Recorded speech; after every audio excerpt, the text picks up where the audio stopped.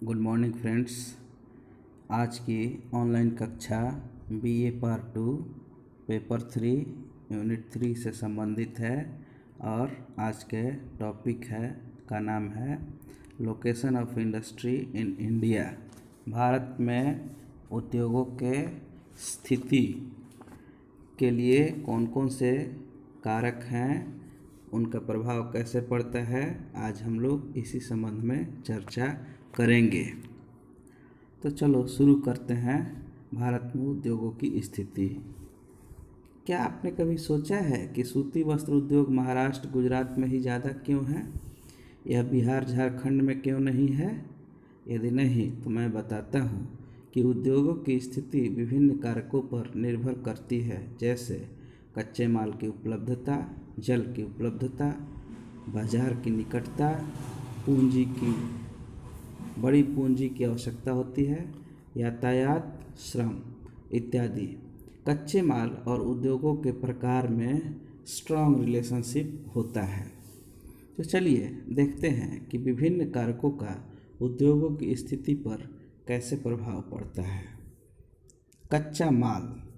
जिन उद्योगों में कच्चे माल भारी होते हैं और उनका प्रोसेसिंग में वजन ह्रास होता है, तो उनसे संबंधित उद्योग उन्हीं क्षेत्रों में स्थापित होते हैं, जैसे iron and steel industries, sugar industry. ये सभी उद्योग वजन ह्रास उद्योग हैं। कहने का मतलब आयरन एंड स्टील में आयरन और लौह अयस्क और कोयला दोनों की ज़रूरत पड़ती है और दोनों बहुत भारी होता है और इनका वजन ह्रास होता है। तो ये ऐसे ही क्षेत्र में स्थापित होते हैं जहाँ इनके उत्पादन केंद्र नज़दीक हों, या यूँ कहें कि इनके खान नज़दीक हों।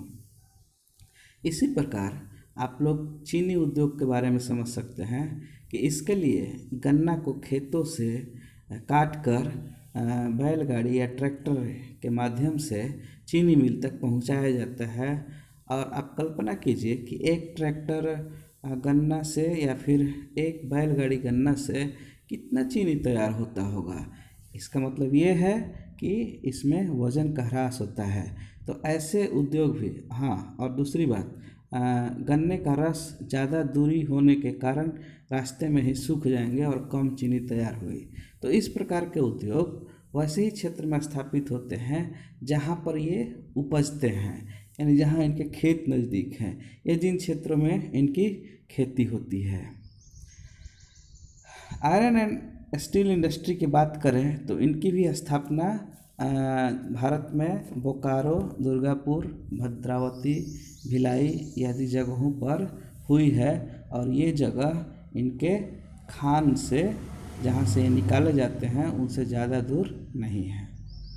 इसी प्रकार बहुत सारे ऐसे उद्योग होते हैं जिसमें पेरिसेबल रॉ मटेरियल की आवश्यकता होती है, यानी कि जो सड़ने गलने वाले, जल्दी ख़राब होने वाले कच्चे माल होते हैं, उनकी आवश्यकता होती है। तो ये सभी भी उन्हीं के नज़दीक स्थापित किए जाते हैं जहाँ से ये आसानी से मिल पाते हैं। अगला है शक्ति, या यूँ कहें पावर, जिससे कि उद्योगों के मशीन चलते हैं, जैसे कि बिजली से भी उद्योगों के मशीन चलते हैं, या फिर यूँ कहें कि कोयला के माध्यम से जलवाष्प बना करके उससे भी उद्योगों के मशीन चलते हैं। हाइड्रो इलेक्ट्रिसिटी से मशीन चलाया जा सकता है, यानी कि हमको मशीन चलाने के लिए किसी न किसी शक्ति की आवश्यकता पड़ती है। इसलिए उद्योगों की स्थापना के पूर्व इनका भी ख्याल रखा जाता है। कुछ उद्योगों को ज़्यादा बिजली की आवश्यकता होती है, जैसे एल्युमिनियम उद्योग और सिंथेटिक नाइट्रोजन उद्योग। ऐसे उद्योगों के लिए बिजली बहुत अधिक ज़रूरी होता है, ज़्यादा मात्रा में खपत होती है, तो ये भी बिजली के केंद्रों के पास ही स्थापित किए जाते हैं। जल की उपलब्धता। बहुत सारे ऐसे उद्योग हैं जिसमें जल की भारी मात्रा में आवश्यकता होती है, अतः ऐसे उद्योग नदियों के किनारे स्थापित किए जाते हैं, या फिर जहाँ जल की आसानी से उपलब्धता हो वहाँ पर स्थापित किए जाते हैं। सूती वस्त्र चमड़ा उद्योग इत्यादि आप देखेंगे भारत में तो ज़्यादातर नदियों के किनारे ही स्थित है, जैसे आगरा, कानपुर इत्यादि। बाजार, भारी मशीन, इनके पुर्जे बनाने वाले उद्योग बाजार के नज़दीक ही स्थापित किए जाते हैं। इसी प्रकार सूती वस्त्र उद्योग में भी कच्चे माल का वजन ह्रास नहीं होता है, अतः इनको भी बड़े बाजारों के नज़दीक ही स्थापित किए जाते हैं। जैसे मुंबई, अहमदाबाद, सूरत में सूती वस्त्र के केंद्र हैं और ये सभी अपने आप में एक बड़े बाजार भी हैं। पेट्रोलियम शोधनशाला भी बड़े बाज़ारों में ही होता है, क्योंकि कच्चे तेल का आयात आसान है। जैसे कि कच्चे तेल को पाइपलाइन के माध्यम से शोधनशालाओं तक पहुंचा दिया जाता है और शोधनशाला में तेल को शोधन करने के बाद कई प्रकार के उत्पाद तैयार होते हैं और वे भी कई उद्योगों में सहायक सामग्री के रूप में उपयोग किए जाते हैं। अतः इनका केंद्र भी बाजार के ही नज़दीक स्थापित किया जाता है। उदाहरण के तौर पर देख लीजिए, बरौनी, मथुरा आदि इनके उदाहरण हैं और यहाँ से बहुत सारे उद्योगों के लिए उत्पाद भेजे जाते हैं।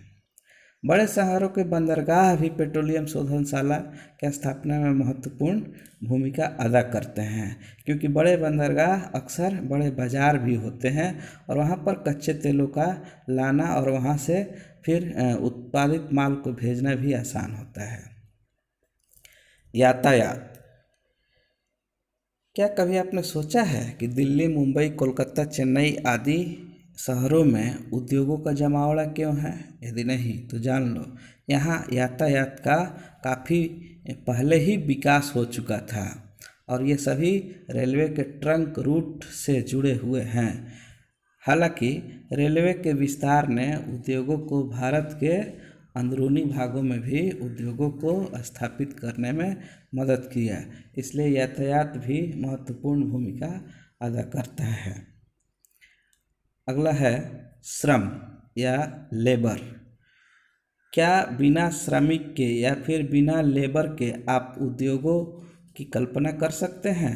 नहीं, यह शायद नामुमकिन है। लेकिन भारत इस मामले में बहुत ही खुशनसीब है कि यहाँ पर श्रम इसके भारी जनसंख्या के कारण आसानी से उपलब्ध हो पाते हैं। आपको पता ही होगा कि उत्तर भारत की घनी आबादी श्रम का कार्य करने के लिए पूरे भारत में मशहूर है या फिर पूरे भारत में जाने जाते हैं। अगला कारक है ऐतिहासिक कारक।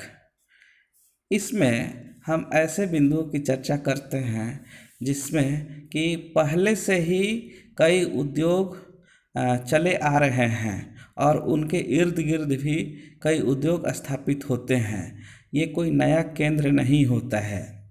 आखिर मुंबई, चेन्नई और कोलकाता में ही अधिक उद्योग केंद्रित क्यों रहे हैं? इसका कारण यह है कि उपनिवेश काल में यूरोपियंस ने, यानी कि यूरोप से आने वाले अंग्रेज लोग या फिर फ्रेंच लोग, इन्हीं स्थानों पर इनको स्थापित किया और ये सभी बंदरगाह भी थे। तो बंदरगाह था तो उनको आना भी आसान था और वहाँ से माल को ले जाना भी आसान था।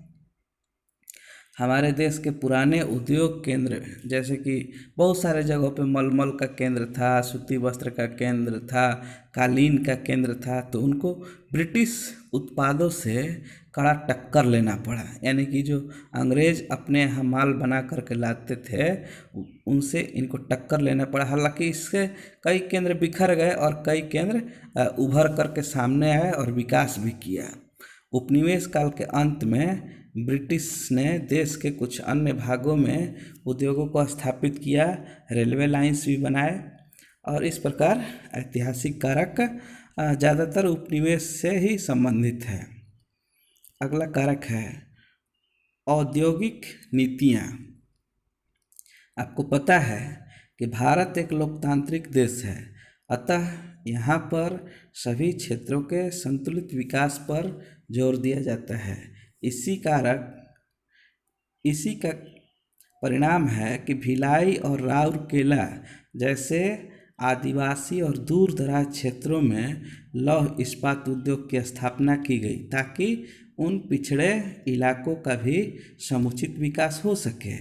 उद्योगों को भारत के उद्योगों को कई इंसेंटिव भी दिए गए कि वे जा कर के पिछड़े इलाकों में अपने उद्योगों को स्थापित करें। इस प्रकार हम देखते हैं कि उपरोक्त सभी कारक, अभी मैं जितना भी आप लोगों को बता चुका हूँ, ये सभी कारक भारत जैसे विशाल देश में किसी भी उद्योग की स्थापना के लिए महत्वपूर्ण हैं और महत्वपूर्ण भूमिका अदा करते हैं। इनमें से किसी भी एक कारक को छोड़ करके उद्योग की स्थापना करना बड़ा ही मुश्किल है। इसलिए उद्योगों की स्थापना के पूर्व इन सभी कारकों को ध्यान में रखा जाता है और उसके बाद एक बड़ी पूंजी की आवश्यकता होती है।